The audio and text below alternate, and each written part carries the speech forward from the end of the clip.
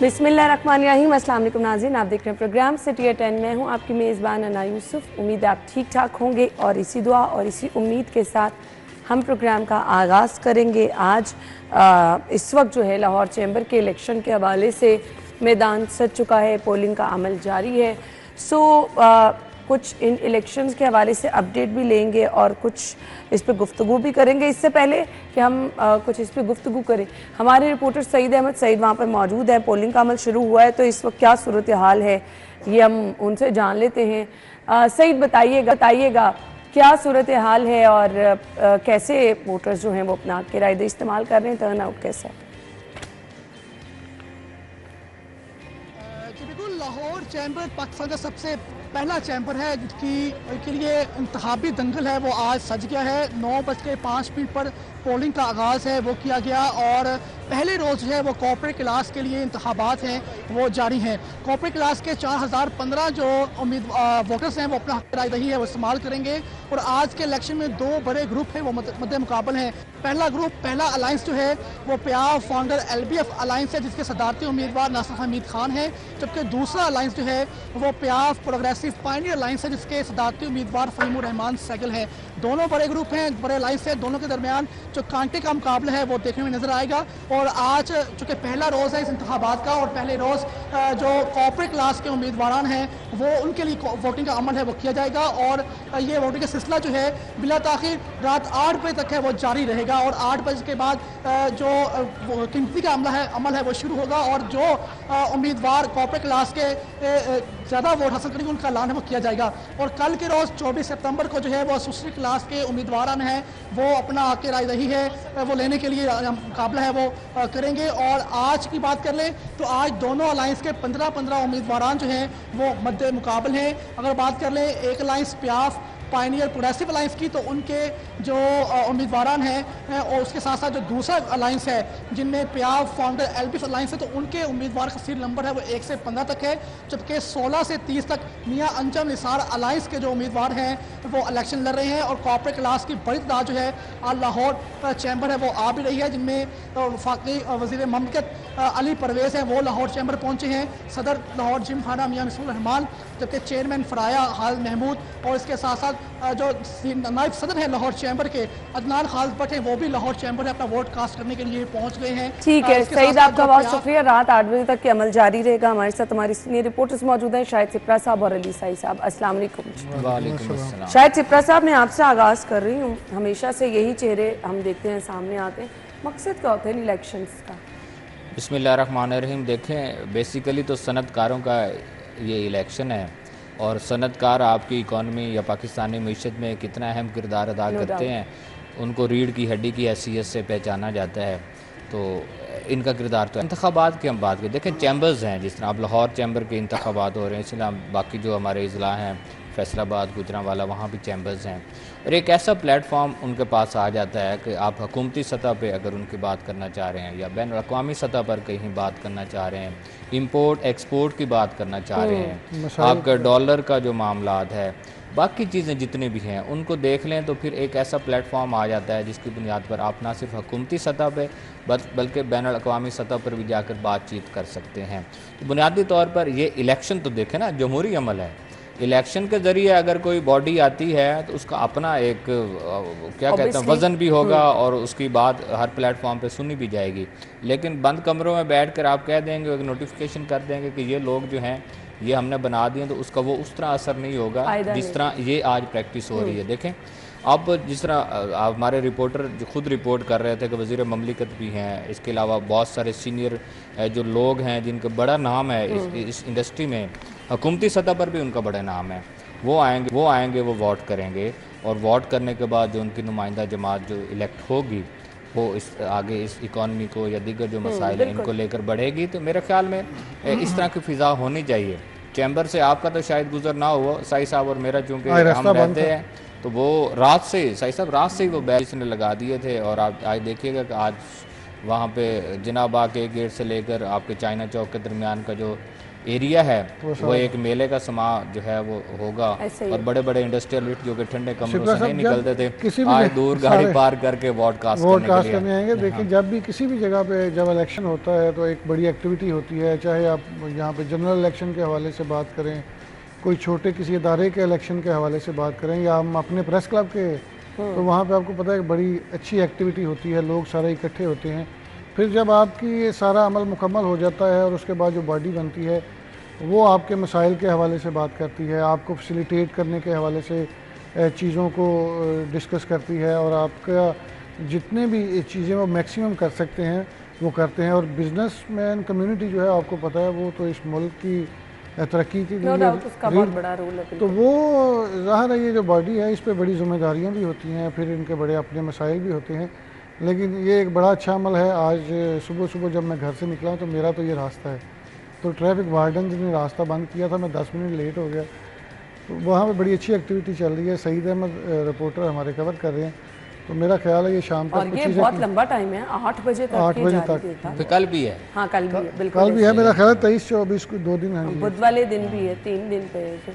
खैर हम good luck कहना चाहेंगे जो उम्मीदवार मध्य मुकाबले हैं, और बिलाशुबा वो जीतने के बाद जो रिस्पॉन्सिबिलिटीज़ बनती हैं वो भी निभाना बहुत ज़्यादा ज़रूरी हो जाता है। खैर देखें ये भी तो भी 3 दिन पर मुश्तमिल है ये तमाम अमल।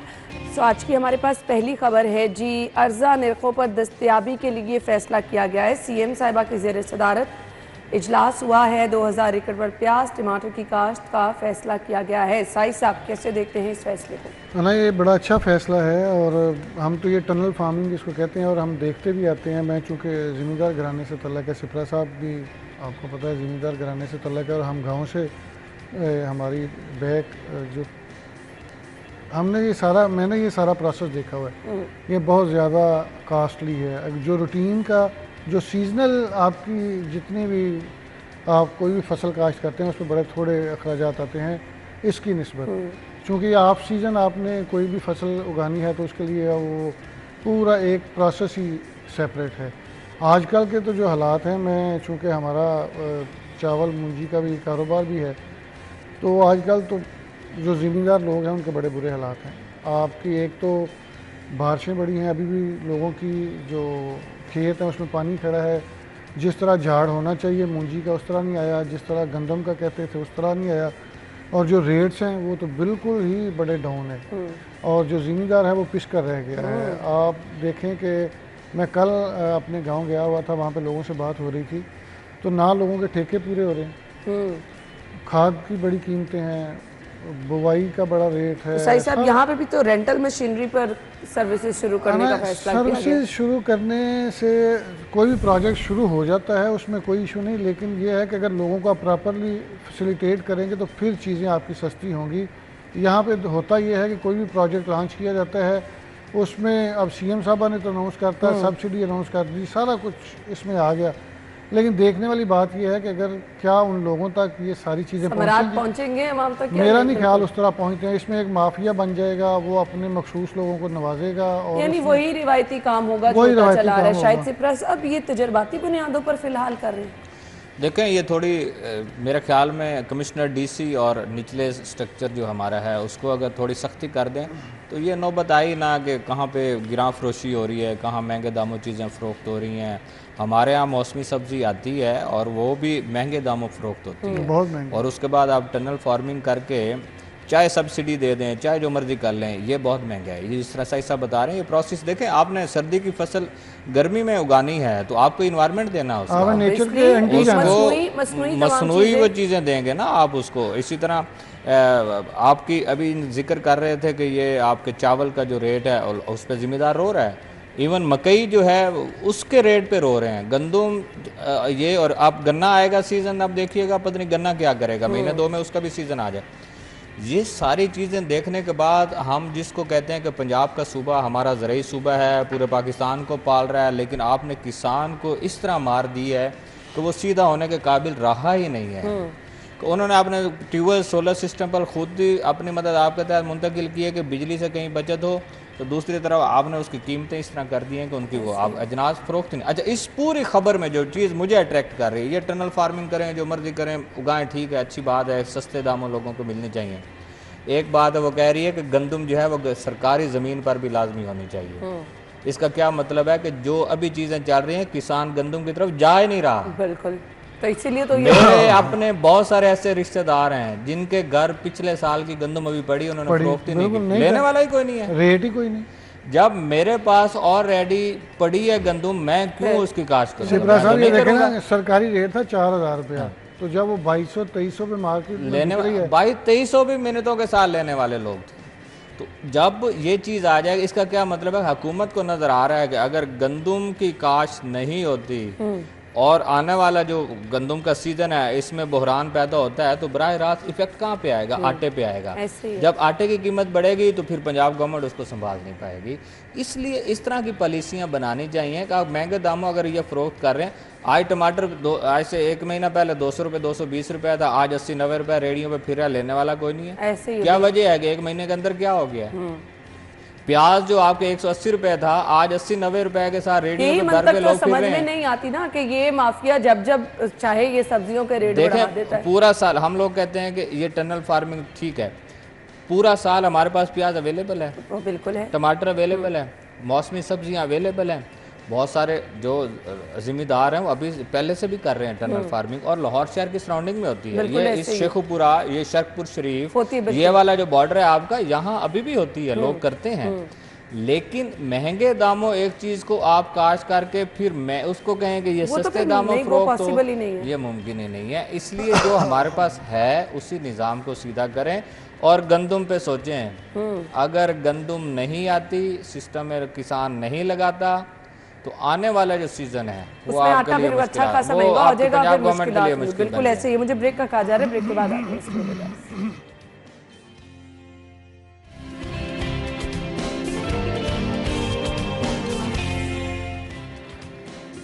Welcome back. और फिर एक ऐसा ही वाकया रिपोर्ट हुआ जिस पर सीएम साहिबा ने नोटिस लिया है। अच्छा जी, काहना का इलाका है, डोर फिरने से मोटरसाइकिल सवार जख्मी हुआ और सीएम साहिबा ने नोटिस ले लिया। शायद सिप्रा साहब देखिए ये अफसोसनाक वाकया है और काफ़ी अरसे के लेकिन बाद हुआ है, रिपीट होना, हाँ काफ़ी अरसे के बाद हुआ है। लेकिन अभी उसकी वजह क्या थी कि धूप और गर्मी इस कदर थी कि पतंगबाजी मुमकिन नहीं। अब मौसम चेंज हो रहा है, हवाओं का आ रहा है, कुछ हवाएं चलेंगी और जब हवाएं चलेंगी तो फिर इस तरह की एक्टिविटी दोबारा होगी। तो अब ऐसे में मेरे ख्याल में पुलिस को एक्टिव होने की ज़रूरत है। अब ये वाकया जिस तरह मैं साहिब साहब से पहले जिक्र कर रहा था, कल बड़ी देर तक ये चलता रहा कि ये एक्सीडेंट हुआ है और एक्सीडेंट की वजह से बाप और 2 छोटे बच्चे जो हैं वो ज़ख्मी हुए हैं। लेकिन जो बाद में जब एप्लीकेशन आई और उसमें इस बात को लिखा गया कि हमारे साथ डोर टकराई है और डोर टकराने के बाद हम मेट्रो बस का जो जंगला है उससे टकराए हैं और उस टक्कर की वजह से ना सिर्फ खुद ज़ख्मी हुआ है बल्कि जो 2 बच्चे हैं वो भी ज़ख्मी हैं जिनका इलाज मुआवजा जारी है। सीएम साहिबा ने इसका नोटिस ले लिया है, लेकिन जब शहबाज शरीफ साहब होते थे सीएम तो वो तो सीधा सस्पेंड करते थे और उसके बाद नोटिस लेते थे और बाकी चीज़ें आगे चलती थी। सख्ती करने की ज़रूरत है। लेकिन मेरे ख्याल से पुलिस तो ये मामला भूल ही गई है, ऐसा ही है साहिब साहब? अना असल में ये खबर यहाँ तक नहीं महदूद, मैं तो पहले वैसे पुलिस के हक़ में हूँ कि सोसाइटी को भी अपना किरदार अदा करना चाहिए, लेकिन इस खबर में पुलिस की इंतहाई नेगलिजेंसी। अभी विकास ने, हमारे जो सीनियर क्राइम रिपोर्टर ने टिकर दिए हैं कि ये वाक़या जुमे को रिपोर्ट हुआ।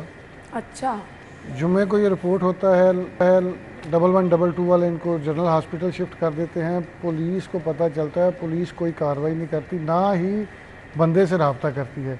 सिर्फ इसलिए कि पर्चा दर्ज करना पड़ेगा और पर्चा दर्ज करेंगे तो ऊपर से पूछगिछ होगी। ये कल खबर चली है, खबर चलने के बाद मीडिया सीएम साहब ने नोटिस लिया है और उसके बाद पुलिस ने इस पर कार्रवाई की है और FIR दी है। बात ये है कि ठीक है, कोई ये अब पुलिस वाले आप जलसे में भी थे बिज़ी, उससे पहले आपको पता है जिस तरह की पुलिस की एक्टिविटी होती है इस तरह के जलसों से पहले बिल्कुल मसरूफ़ थे, लेकिन आप इस चीज़ को ऑन तो करें कि आपके एरिया में इस तरह की हैपनिंग हो गई है, आप उस वाक़े को छुपाने की कोशिश कर रहे हैं। और आजकल कौन सी चीज़ छुपती है? और आपने 2 दिन ये चीज़ दबाए रखी और उन लवाहिकीन से रब्ता ही नहीं किया। और जिस तरह कहते हैं कि कबूतर बिल्ली को देख के आंखें बंद कर लेता है, इस तरह का हिसाब है, तो ये तो इंतहाई नेगलिजेंस नहीं। लेकिन ये वो मामला नहीं है कि आप इनको नज़रअंदाज करें। अब ये एक अगर वाकया रिपोर्ट हुआ है, सीएम साहिबा ने नोटिस लिया है, तो ये ऐसा नोटिस होना चाहिए कि मज़ीद इस तरह के वाकयात ना रिपोर्ट हों। उम्मीद तो हम यही करते हैं। अच्छा जी, अगली खबर हमारे पास है। चेयरमैन PCB ने कज़ाफ़ी स्टेडियम का दौरा किया, तरक्याती कामों का जायज़ा भी लिया और टाइमलाइन पर काम पहुँचाएंगे, ये उन्होंने हिदायत भी जारी की हैं। चैंपियंस ट्रॉफी से कबल दौड़ लगी हुई है कि काम कंप्लीट करना होता नज़र आ रहा है। देखें इम्पॉर्टेंट है चैंपियंस ट्रॉफी, उसकी तरफ पूरी दुनिया की नज़रें हैं। और पीसीबी चेयरमैन मोहसिन नकवी साहब की तो हैं ही सही, और उनकी कोशिश भी है कि यहाँ पे टीमें आएँ और वो खेलें, और फिर इस तरह के स्टेडियम्स हों कि जिनको आप इंटरनेशनल लेवल तक कह सकें, क्योंकि वो अपने मीडिया टॉक में खुद कह भी चुके हैं कि हमारे पास कोई भी ऐसा स्टेडियम नहीं है जिसको हम ये कह सकें कि वो मयार के मुताबिक उतरता है। देखें उनके बतौर वज़ीर दाखिला अपनी हैं मसरूफियात, सोमवार से जुमा तक वो इन चीज़ों में रहते हैं, लेकिन उसके बाद मेरा नहीं ख्याल कि कोई हफ्ता इतवार गुजरो कि वो उन्होंने आके पीसीबी को टाइम ना दिया हो, या स्टेडियम का विज़िट ना किया हो, या उसको फॉलो अप ना किया हो। बतौर निगरान सीएम उनका देखें, उनका जो फॉलो अप था, जो मॉनिटरिंग थी, उसकी वजह से बड़े बड़े प्रोजेक्ट्स पाया तकमील तक पहुँचे। इसी तरह कज़ाफ़ी स्टेडियम की जो तज़ीन व आराइश कह लें या तामीर नौ कह लें, जो भी कह रहे हैं, उसकी जो अपग्रेडेशन चल रही है, इसको मुकम्मल होना इंतहाई ज़रूरी है। और इस पूरी चैम्पियंस ट्रॉफ़ी में हमसाया मुल्क का पाकिस्तान आने की जो काविशें हैं, ये लोग उस चीज़ का इंतज़ार कर रहे हैं कि इंडिया कब आकर पाकिस्तान में खेलेगा। बाकी टीमें तो चलो आने को तैयार हैं, आपके ऑस्ट्रेलिया और बाकी जो है इंडिया के साथ हमारा चल रहा है। हाँ जी, तो अभी मेरे 2 दिन पहले आईसीसी के वफद से भी मुलाकात हुई है चेयरमैन साहब की, उसमें भी इन चीज़ों पे बात हुई है। उन्होंने इत्मीनान का इजहार किया है कि जो यहाँ पे सिक्योरिटी के मामला चल रहे हैं, देखिए दोनों चीज़ें उनके पास हैं, दाखिला है, सिक्योरिटी उनसे बेहतर मुल्क की कौन जान सकता है। उसके बाद पीसीबी है, क्रिकेट के मामला हैं, चीज़ों को आगे बढ़ाना है, वो भी उन्हीं के पास ही है। दोनों चीज़ें हैं। मेरे ख्याल में चैम्पियंस ट्रॉफी अगर आपकी इंडिया यहाँ बाकी कोई टीम भी ना आए, अगर चेयरमैन साहब इंडिया को पाकिस्तान में खिलाने में कामयाब हो जाते हैं तो ये बहुत बड़ी काविश होगी। और आप पाकिस्तानी जो अवाम है, आप उनको देखिएगा जोश खरोश कि क्रिकेट की वो किस तरह एंजॉय करते हैं। वो तो ऑलरेडी हम हमेशा ही देखते हैं। साई साहब, बहुत ज़बरदस्त काम जो किया जा रहा है, मुझे उसमें सबसे ज़्यादा शायकीन को मज़ीद सहूलियात मिल जाएंगी, वो चाहे बैठने के हवाले से हो, चाहे वॉशरूम्स के हवाले से हो, जो पहले मिसिंग थी। है ना, बिल्कुल। मैच देखने हम भी जाते रहे हैं, सिपरा साहब और मैं तो बड़े जोशो खरोश से देखते रहे हैं शुरू में। अब उस तरह नहीं हम जाते, लेकिन वहाँ पे बिल्कुल सहूलियात का फुकदान, वहाँ पे कार पार्किंग्स का मसला था। फिर एक सबसे बड़ा जो मसला है कि वहाँ पे होटल्स जो हैं वो थोड़े दूर हैं, तो जब भी टीम की मूवमेंट होती है तो आपकी शहर की ट्रैफिक चौक हो जाती है। और अब ये बहुत बड़ा इशू होता है, बहुत बड़ा इशू है। स्टेडियम की रेनोवेशन के साथ साथ मेरा ख्याल है ये रहायशगाहों का मसला भी वहीं पे हल किया जा रहा है, ताकि टीम्स के जो प्लेयर्स हैं वो वहीं से निकलें और वहीं पे स्टेडियम में एंटर हो जाएं, आपके शहर को कोई मसला ही ना हो। चूँकि जब वो सीएम थे तो बहुत सारे इवेंट्स जो क्रिकेट के हवाले से हुए, तो उनको ये सारा पता है कि सिक्योरिटी के क्या इशूज़ हैं, पीसीबी के और पंजाब गवर्नमेंट के या डिस्ट्रिक्ट गवर्नमेंट के साथ, सारी पुलिस के साथ किस तरह कोऑर्डिनेशन करनी है। बहुत बड़े बड़े बिल्स बनते थे सिर्फ लाइट्स के और इस तरह की चीज़ों के, जो सीएम निगरान वज़ीर आला होते हुए उन चीज़ों को कंट्रोल किया था। जितनी रेंट दिया जाता था वो उन्होंने खुद उस रेंट में उन्होंने कहा ये चीज़ें तो ख़रीदी जा सकती हैं। तो ये सारी चीज़ें वो बड़ी बेहतर तरीके से समझते हैं। फिर अगर तमीर नौ के हवाले से बात की जाए तो बड़े ज़ोर शोर से चल रही हैं वहाँ पे। सिपरा साहब को पता है, मैं वहाँ पे बैठता था रोज़ाना कैफ़े पे, तो वो सारी चीज़ें जो हैं वो आजकल रुकी हैं। ऑलमोस्ट काम जो है वो तेज़ी से चल रहा है। जिस तरह से हालिका तय खाना की तामीर का काम जो है वो भी आखिरी मराहिल में पहुँच चुका है, लेकिन चैम्पियंस ट्रॉफी से कबल ये तो यकीनी तौर पे कहा जा रहा है कि इंशाल्लाह काम को मुकम्मल कर लिया जाएगा। ब्रेक के बाद आपको ज्वाइन करेंगे, स्टे विद अस।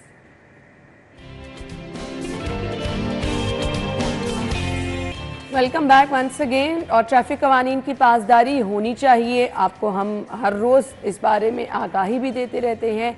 चालान किस किस वायलेशन पे किया जा रहा है ये भी बताते रहते हैं, ताकि आप लोग ट्रैफिक कवानीन की पासदारी करें और चालान से महफूज रहें।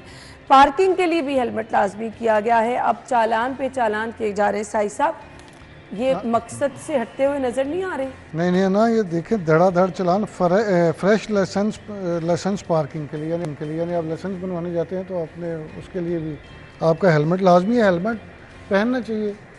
परसों तरसों मेरे एक दोस्त की कॉल आई, वो सुबह सुबह जाता है वॉक करने, तो बाइक पे जाता है तो कहता है 5 दिन में मेरे 10,000 के चलान हो गए। अच्छा, तो उसने हेलमेट पहनना दोबारा फिर भी नहीं किया। दिलेर कौम है। कहता है हाँ, एक दफा हो गया चालान, आपकी कुछ समझ है? कहता है मेरा दिल कर रहा है मैं सुसाइड कर लूं। मैंने कहा हुआ क्या? कहता है हेलमेट होता है हाँ, लेकिन मैं पहनता नहीं। क्यों? वजह बहुत सारे लोग ऐसे ही हैं ना।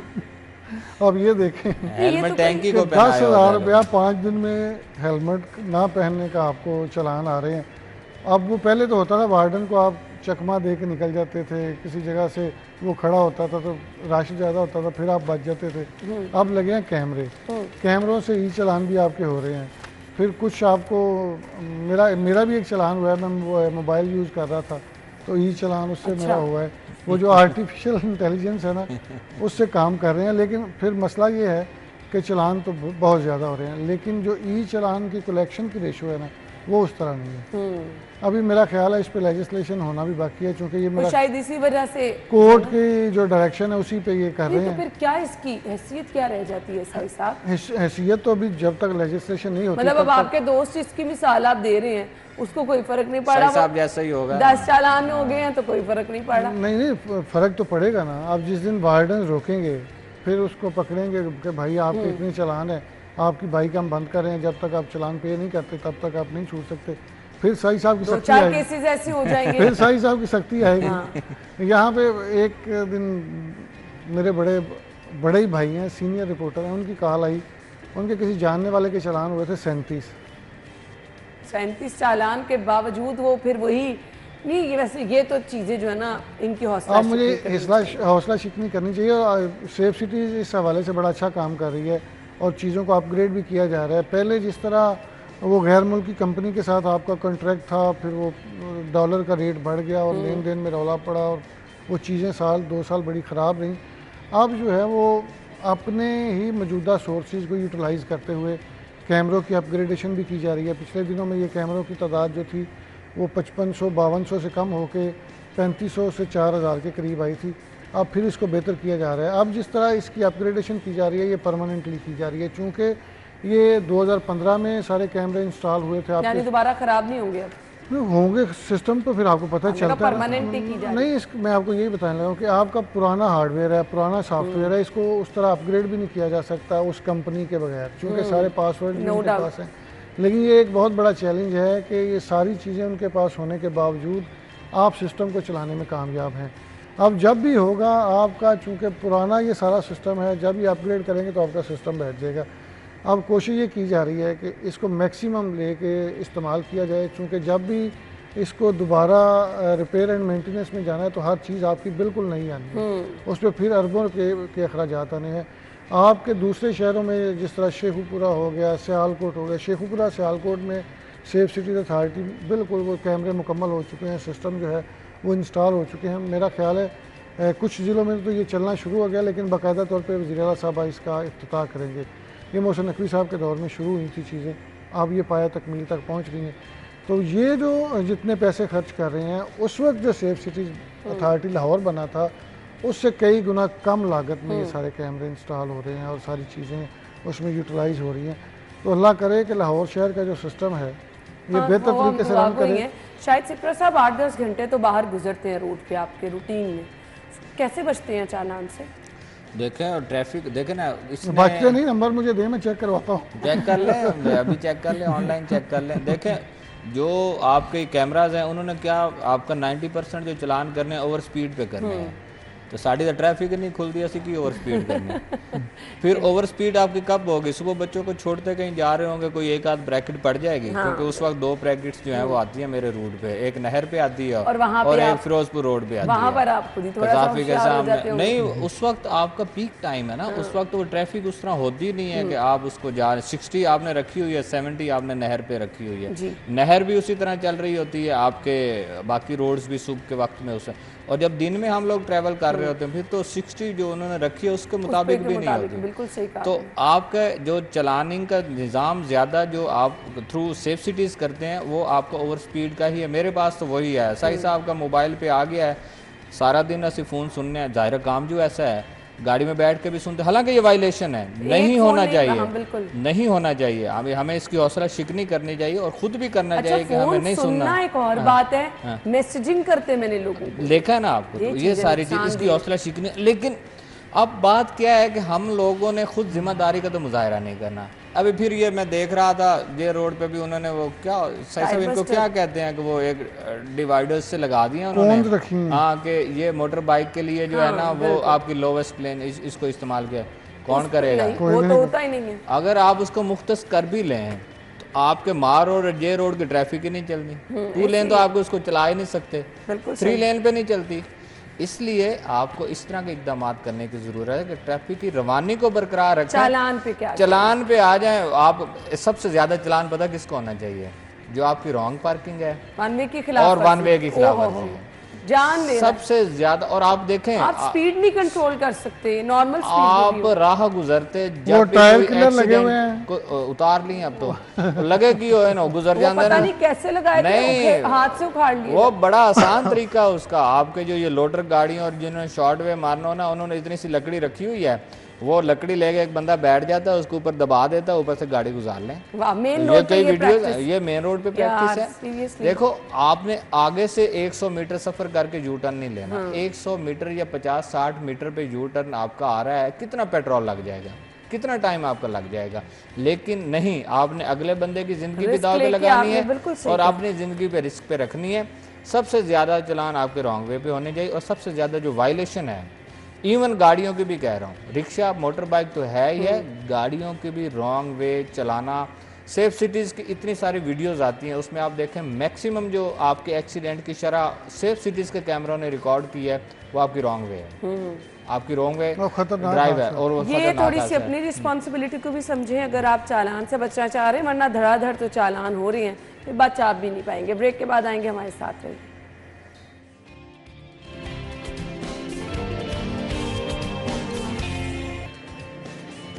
एक बार फिर से खुश आमदीद कहेंगे। शहर के अस्पतालों में बेहतरी लाजमी तौर पर आनी चाहिए। जिस तरह से अस्पतालों में मरीजों का बोझ बढ़ता जा रहा है, ये वक्त की अहम ज़रूरत है। ख्वाजा इमरान नज़ीर साहब ने दौरा किया हॉस्पिटल का, मैटरनिटी अस्पताल, ब्लड बैंक क्लिनिक का इफ्तिताह किया है।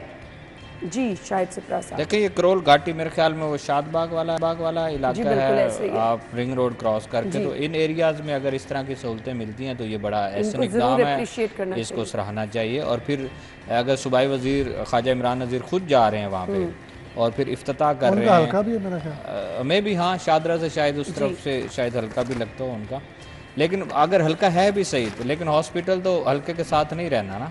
अल्टीमेटली हॉस्पिटल ने वहीं स्टैंड करना, चाहे कल को किसी और की गवर्नमेंट भी आ जाए, तो फ़ायदा तो आपके जो मरीज़ हैं उनको होना है, जो वहाँ पे लोग रिहायशी हैं, अतराफ़ में रहने वाले लोग हैं, उनको होगा।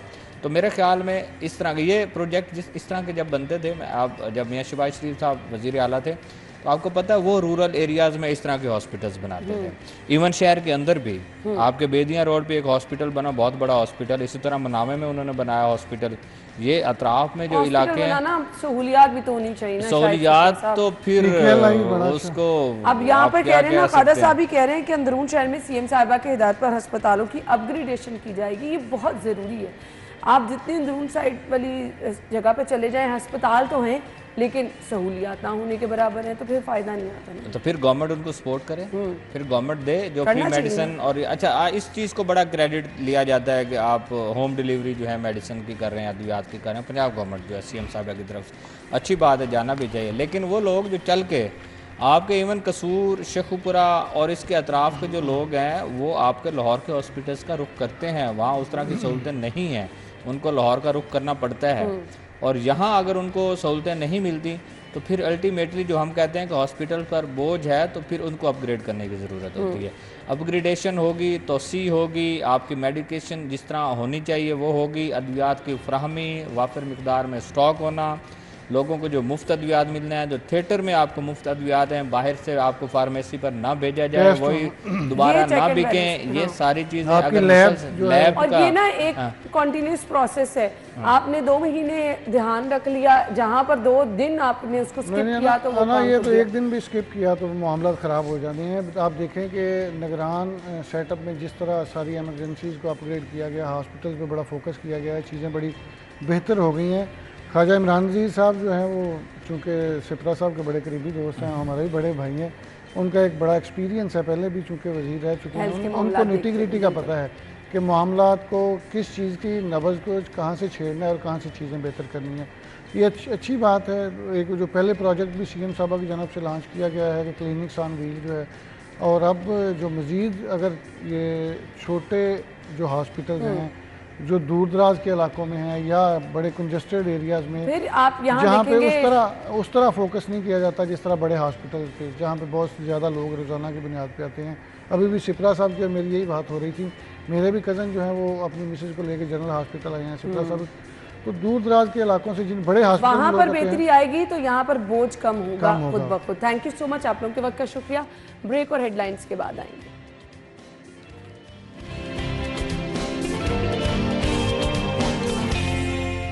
स्टूडियो में आपको एक बार फिर से खुश आमदीद कहेंगे नाज़रीन। प्रोग्राम के हिस्से में हम बात करने वाले हैं अल खिदमत, जो कि खिदमत के जज्बे से सरशार है, तालीम, सेहत और इसके साथ साथ हम हर मैदान में देखें हमें खिदमत की अल खिदमत की खिदमत जो हैं वो नज़र आती हैं। दुखी इंसानियत के हेल्प किस तरह से करनी है, इस जज्बे को लेकर अल खिदमत फाउंडेशन, अगर हम तालीम की बात करें, अगर हम सेहत की बात करें, अगर हम रोज़गार के मौक़ों की बात करें तो हमेशा हमें पेश रहा है। सो तालीम के लिए अल खिदमत की खिदमत क्या हैं, इस पर हम बात कर रहे हैं। जी डॉक्टर मुश्ताक मांगर साहब हमारे साथ मौजूद है, नायब सदर अल खिदमत फाउंडेशन है। डॉक्टर मुश्ताक साहब के बारे में बताती चलूँ, टेक्सटाइल के शोबे से वाबस्ता हैं और ज़बरदस्त तरीके से अपनी खिदमात भी ये सर अंजाम दे रहे हैं।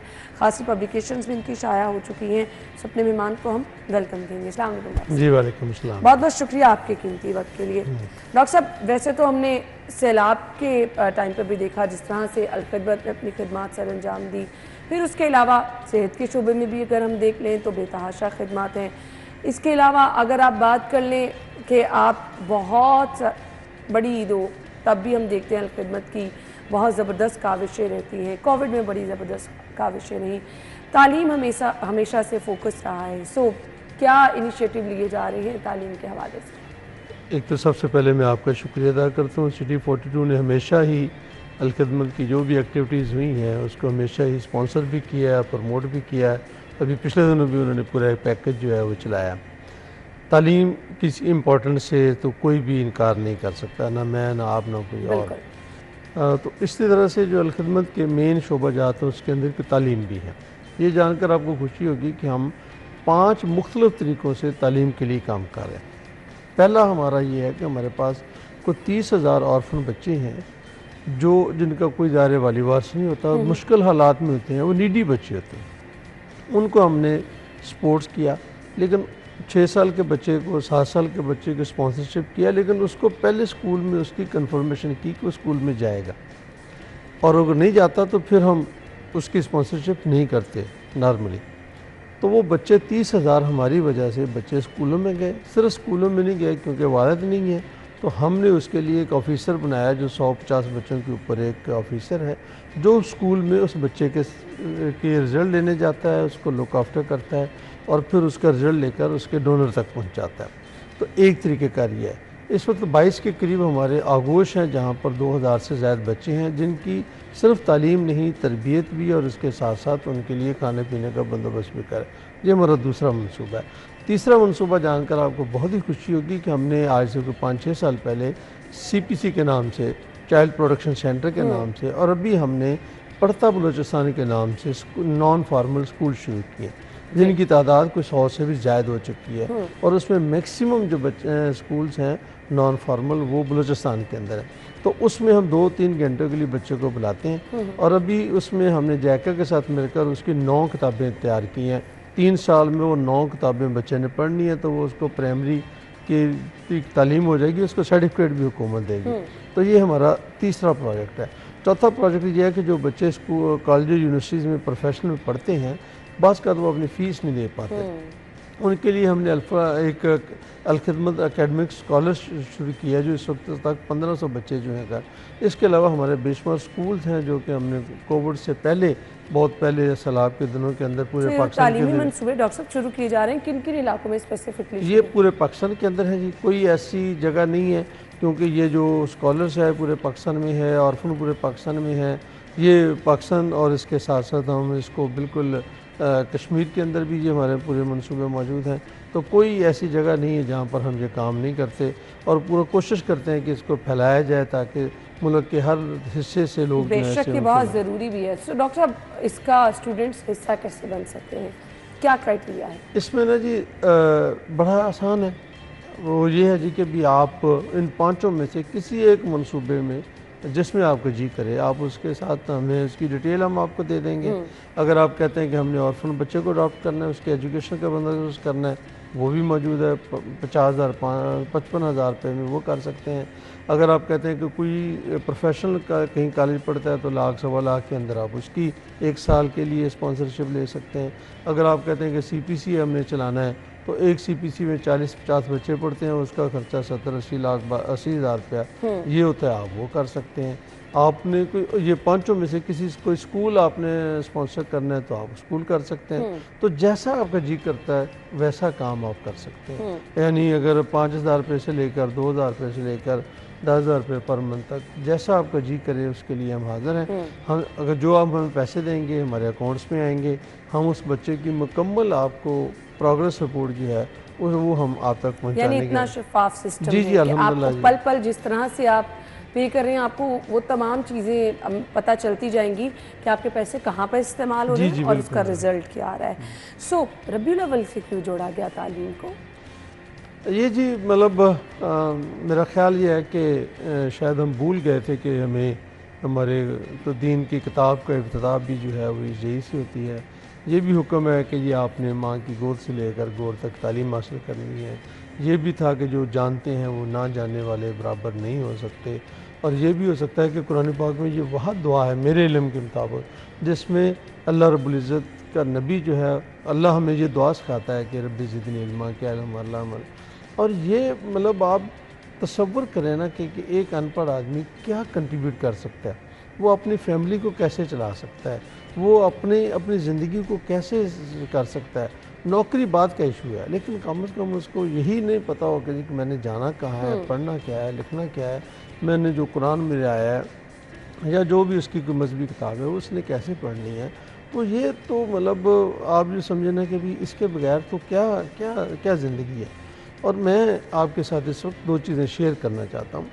ये जब 1950s में हमारा पहले सेंसस हुए ना जी, तो उस वक्त पाकिस्तान में टोटल 16% एजुकेशन लिटरेसी रेट था और इंडिया में 18 था। और इंडिया में 18 से उन्होंने मतलब अब वो 70+ हैं, 72-3 हैं और बांग्लादेश भी यही है। और हम जो हैं वो 12 से 16 से हम 60 पर पहुँचे हैं। और 1980 तक हम सिर्फ 20% तक पहुँचे थे। ये 1980 के बाद हुआ। एक इशू जो हमारा है वो मैं आपके तवज्जो से आगे देना चाह रहा हूँ। ये अगर एजुकेशन को 3 हिस्सों में तकसीम करें, प्राइमरी, सेकेंडरी और टर्शरी। प्राइमरी स्कूल पर सेकेंडरी और हायर सेकेंडरी स्कूल पर आप कॉलेज और यूनिवर्सिटीज़ लगा लें। इस वक्त हमारे प्राइमरी की एजुकेशन रेट जो है ना वो 67% है, जबकि जो सेकेंडरी है ये 43% है और ऊपर तो बहुत ही कम है। तो अभी जो हमारा सबसे वीक एरिया है जहाँ पर हम बच्चे जो ड्रॉप होकर प्राइमरी स्कूल से चले जाते हैं वो हमारा सेकेंडरी और हायर सेकेंडरी स्कूल्स है। सही। यानी अगर मैं अभी बलुस्तान गया था तो वहाँ ये पता लगा कि ठीक है एक छोटा सा गांव है, वहाँ पर आपको 20 बच्चे मिल गए तो आपने वहाँ प्राइमरी स्कूल बना दिया, लेकिन वो उनको सेकेंडरी स्कूल जाने के लिए 50 मील का सफ़र करना पड़ता है। वो कैसे जाएँ, कहाँ रहें, वसाइल कहाँ से आएँ, तो वो एरिया हमारा वीक है। ये जो प्राइमरी तक बच्चा पास होकर ड्रॉप आउट होता है ना, ये ज़्यादा से ज़्यादा अपना माड़ा मोटा काम कर सकता है और उसके अंदर कोई अपनी चीज़ कर लेगा। सेकेंडरी वाला भी कोई बहुत ज़्यादा कोई जॉब्स नहीं कर सकता, ना कोई उसको इस तरह से कोई जॉब्स मिलती हैं, लेकिन वो भी एक बहुत ही मिडिल लेवल का या उससे काम करता है। एंड पे जो टर्शरी है वहाँ पे इस वक्त हमारे पास 200 यूनिवर्सिटीज़ पाकिस्तान 200 यूनिवर्सिटी पाकिस्तान में हैं। तो वो एक उसमें अभी भी बहुत लोग दाखिला मिल भी जाता है, लेकिन वो भी अब मिडिल से भी अपर क्लास जो है ना उन यूनिवर्सिटी में जा पाती है, क्योंकि जो उनकी फीस का स्ट्रक्चर है उसमें तो आम आदमी इवन सरकारी यूनिवर्सिटीज़ की भी फ़ीस का लेवल जो है जब आज से 40 मैं पढ़ता था तो उससे तो कई गुना बढ़ चुका है। उस वक्त आदमी भी पढ़ सकता था। तो इसलिए ये तीनों का अलग अलग इश्यूज़ हैं, इनको अलग अलग से एड्रेस करना पड़ेगा। बिल्कुल सही। हम गुफ्तगू का सिलसिला आगे बढ़ाएंगे, एक ब्रेक के बाद ज्वाइन करेंगे, हमारे साथ रहिए।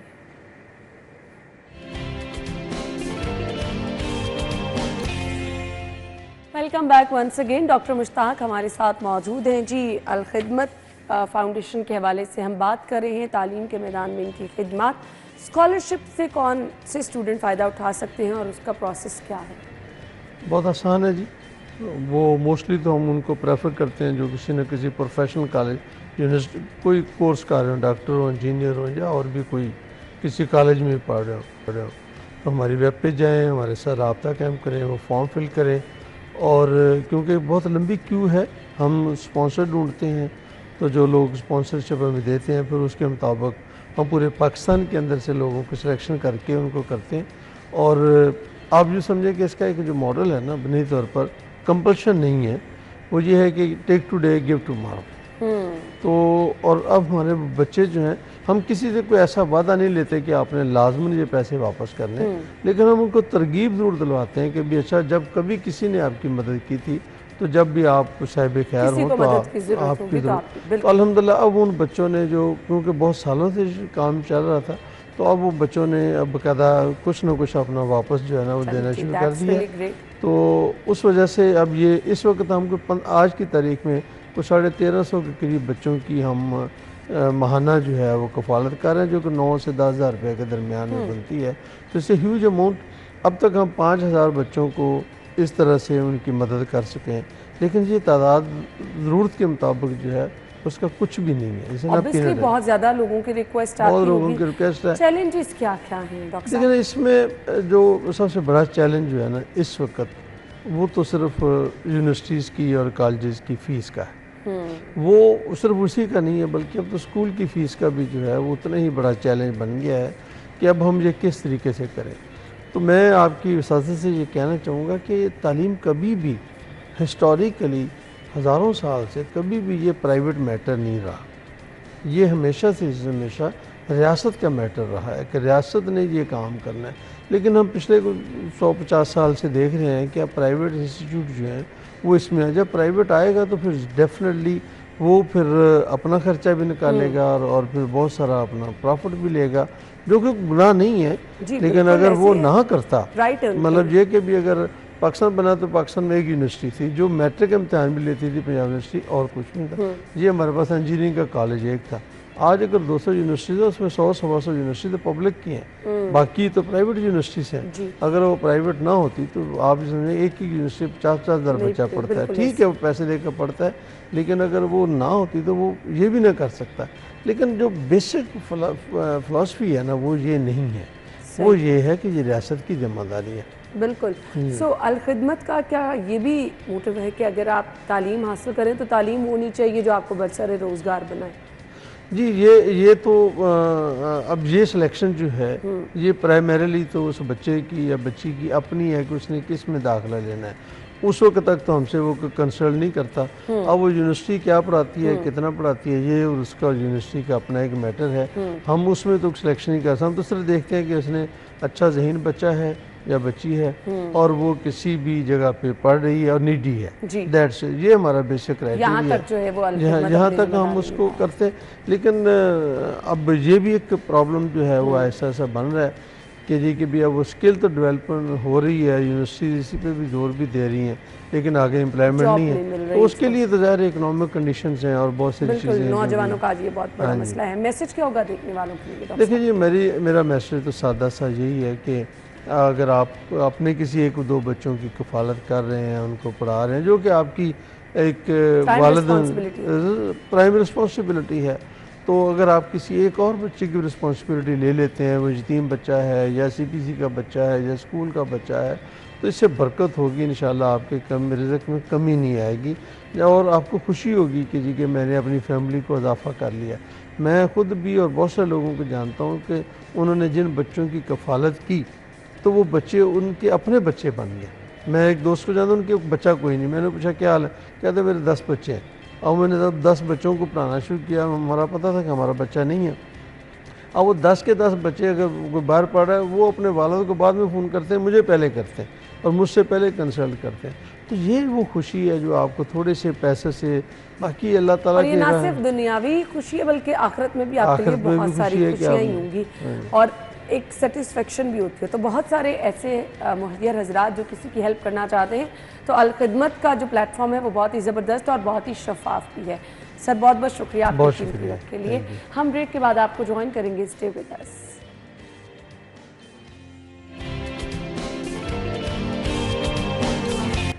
वेलकम बैक नाज़रीन, हम अपने प्रोग्राम में बहुत ही ज़बरदस्त लोगों से जो कि अपनी मिसाल आपते हैं, मुश्किलात को आसान कर लेते हैं, मुलाकात तो कराते ही रहते हैं, लेकिन ख़वातीन जब अपने लिए कुछ करके दिखाती हैं तो मेरे ख़्याल से उनको ज़्यादा अप्रिशिएट भी करना चाहिए ताकि मोटिवेशन भी हो। और बहुत सारी ख़वातीन जो कि ये इंतज़ार करती हैं कि जी हमारे पास तो कुछ करने को नहीं, उनको बहुत कुछ सीखने को भी मिलता है। बाइक राइडर हैं कुलसूम गुलजार, जो कि बाइक चलाकर अपनी फैमिली को सपोर्ट कर रही हैं और बहुत लंबे अरसे से अपनी फैमिली का सहारा बनी हुई हैं। सो हम कुलसूम को वेलकम कहेंगे अपने शो में। अस्सलाम वालेकुम। वालेकुम अस्सलाम। बहुत बहुत शुक्रिया कुलसूम।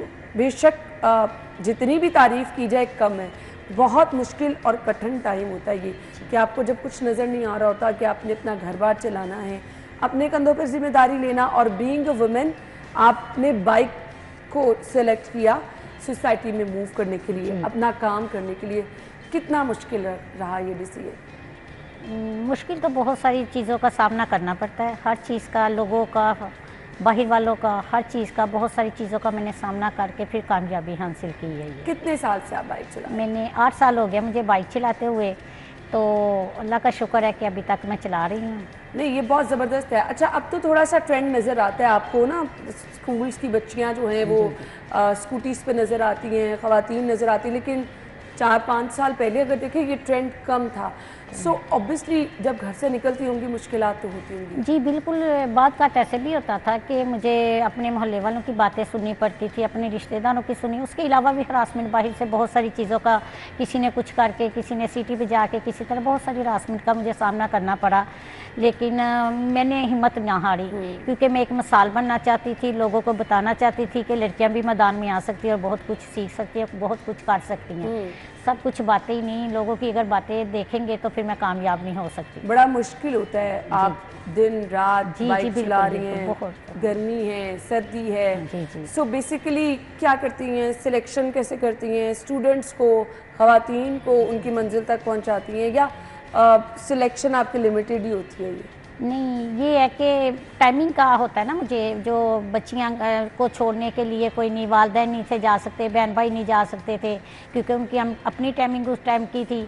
तो फिर मैंने उन्हें बताया कि मैं इस तरह बाइक चलाती हूँ, तो उन्होंने मेरे से नंबर लेके मुझे बताया। मैंने उनकी टाइमिंग पूछी, कुछ की टाइमिंग जो थी वो थी 7:45 बजे, किसी की 8:15 बजे, किसी की 7 बजे, किसी, फिर इसी तरह मैंने मैनेज करके उनकी टाइमिंग जो है ना एक जैसी, 5 मिनट 10 मिनट लगते हैं। मेरे शादबाग स्कूल के पास ही है और ये पानी वाले तालाब भी मेरे पास ही है, बदामी बाग से नज़दीक है, जो मुझे ईजी था मेरे लिए आने जाने के लिए।